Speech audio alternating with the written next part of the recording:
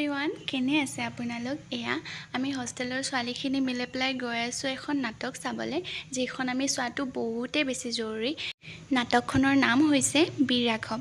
তেখেত অসমীয়া জাতিৰ এগৰাকী নেতা, মোৱামৰীয়া বিদ্ৰোহৰ মূল নেতা আৰু লগতে তেওঁ মৰাণসকলৰ স্বাভিমানৰ প্ৰতীক। ৰ'ব আপোনালোককো অলপ দেখুৱাইছোঁ।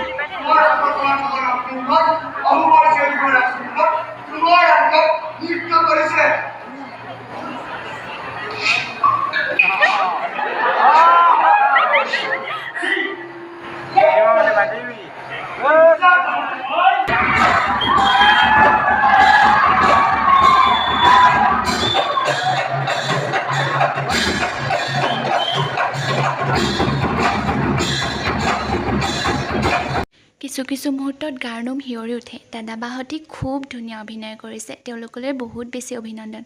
এইকেইজন আমাৰ অভিনেতা দেই।